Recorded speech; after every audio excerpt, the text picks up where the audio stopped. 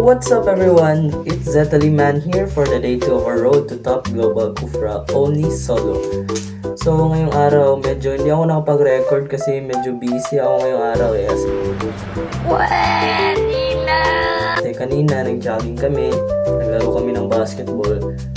Tsaka medyo na-busy ako kaya i-voice over ko na lang yung laro ko na nilaro ko kaninang umaga dun sa aming pinaglaruan kasi medyo masakit yung katawan ko kaya medyo hindi ko gusto maglaro kasi parang gusto ko ng rest kaya nag-rest muna ako kasi importante din yung rest. Pero I promise na magiging consistent ako sa day 3 and upcoming days. So dito medyo out of focus ako kasi nakikipag-usap ako sa mga kasama ko while naglalaro at medyo paano masasabi ito? Nahihirapan ako sa rotation ko. Kasi medyo tilted nga ako, hindi ako makapag-focus, may kausap ako, umiinit yung ulo ko kasi hindi marunong yung kausap ko. Fast forward dito sa second part natin.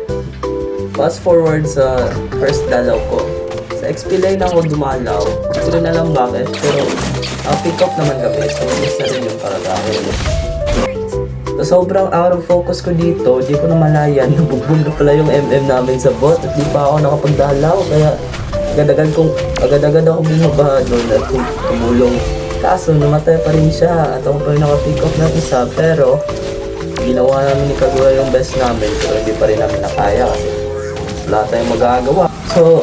So dito na part, nakita ko yung gourd na lumalim, kaya ang ginawa ko, nag-ult flicker ako para mapitas ko na lang siya at saka maka-trade ako kasi medyo delay yung reaction ko pag follow up dun sa Kagura, kaya yun na lang yung ginawa ko.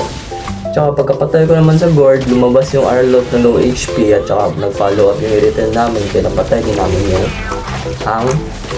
Arlot. Sa bandang part na to, medyo nahirapan ako kasi muntik kaming maubos.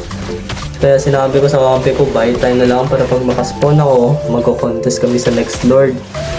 Kaso yun nga lang, mahirap talaga i-contest kasi yung core namin, nagsalita na talaga siya na hindi daw siya marunong maggamit ng kanyang hero which is Cyclops. Dito, medyo lugi na kami kaya ang ginawa ko, naghanap ako ng paraan tsaka umikot ako. Hindi naman ako nakita ng kalaban, umikot ako, naghanap ako ng tempo, baka maaga ko yung lord kasi nga yung core namin, medyo lutang, ayaw mag-contest, takot din siya mag-retreat sa turtle kasi kabado yung core namin, hindi kasi siya masyadong marunong kaya ganun yung nangyari. Kuha ko naman yung lord pero sa mga palad, natalo rin kami. Saka tingnan nyo na lang tong clip dito at ito yung nangyari after nakuha yung lord. Initiate retreat.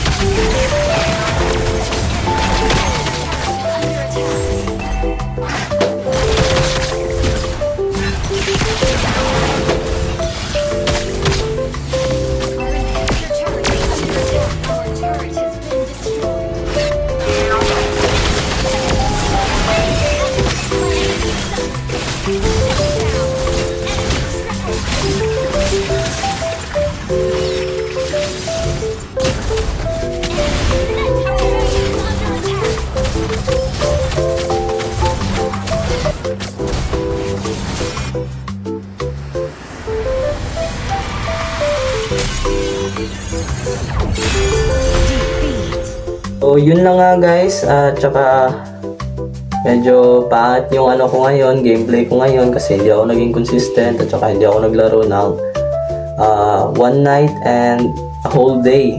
Kaya medyo behind ako sa MMR ko kaya ngayon magiging consistent na ako at maglalaro na ako everyday at mag-upload ng video every single day at saka tiyatsaga na talaga ako sa pagko-content guys. Yun lang, peace.